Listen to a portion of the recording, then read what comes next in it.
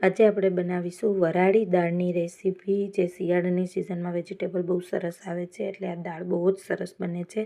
અને તેનો વઘાર કરવાનો નથી હોતો, એટલે તે ઓઇલ ફ્રી છે. અને લસણ ડુંગળી વગર મેં અહીંયા બનાવેલી છે. તમે આમાં લસણ ડુંગળી પણ નાખીને બનાવી શકો છો. અને શિયાળાની સિઝનમાં વેજીટેબલ બહુ સરસ આવતા હોય છે, એટલે આ દાળ બહુ સરસ બને છે.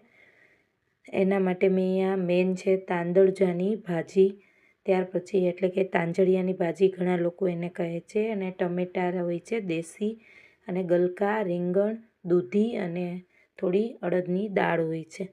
સૌપ્રથમ પહેલાં આપણે ટમેટાં બધાને સમારી લેવાના છે, સરસ ચોપ કરી લેવાના છે નાના નાના.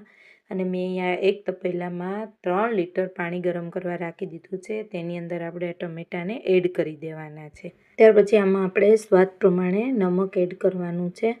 અને ત્યાર પછી આમાં આ ઉકળવા લાગે થોડું, એટલે એમાં મરચું પાવડર 4 ચમચી મેં અહીંયા એડ કરેલું છે. અને 2 ચમચી મેં ધાણા જીરું પાવડર એડ કરેલું છે. તેને આપણે ઉકળવા દેવાનું છે સરસ રીતે.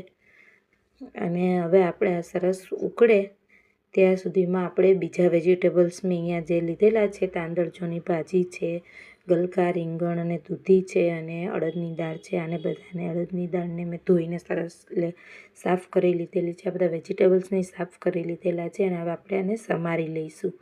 તાંદળજાને મેં ઝીણો ઝીણો સમારી લીધેલો છે. અને દૂધી, ગલકા અને રીંગણનું મેં એક બાઉલ સમારીને રેડી કરી લીધેલું છે. અને આ બધું જ આપણે કુકરમાં એડ કરીને આપણે એની 3 વિસલ વગાડી લેવાની છે, સ્વાદ પ્રમાણે નમક એડ કરીને. આમાં બી થોડું જ નમક એડ કરવાનું છે. ત્યાર પછી આપણે આ કુકરનું ઢાંકણ બંધ કરીને મેં 3 સીટી વગાડી લીધી છે. 3 સીટી વાગ્યા પછી તમે જોઈ શકો છો કે સરસ મારી દાળ અને વેજીટેબલ ને તાંદળજો જે છે તે સરસ બફાઈ ગયા છે. હવે આપણે જે ટમેટાં ઉકળે છે એ તપેલાની અંદર આપણે આને એડ કરી દેવાનું છે. આ રીતે આપણે સરસ એડ કરીને હવે આપણે આ દાળને સરસ ઉકળવા દેવાની છે અડધો કલાક માટે. આ સરસ આપણી ઉકળે એટલે આ બધા વેજીટેબલ્સ છે એ સરસ આપણા દાળમાં મિક્સ થઈ જશે.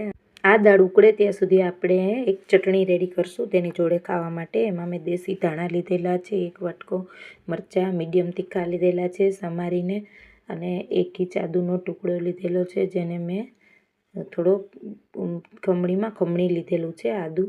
અને 1 ચમચી લીંબુનો રસ છે, 2 ચમચી સાકર છે, અને થોડું સ્વાદ પ્રમાણે નમક લીધેલું છે.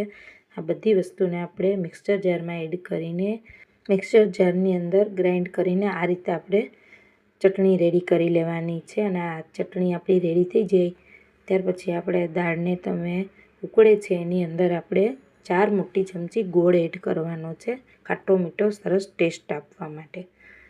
અને આપણી દાળને હવે 5 થી 10 મિનિટ હવે ઉકળવા દેવાની છે. અને હવે આપણી ઓલમોસ્ટ અહીંયા દાળ બનીને રેડી થઈ ગઈ છે ફ્રેન્ડ્સ.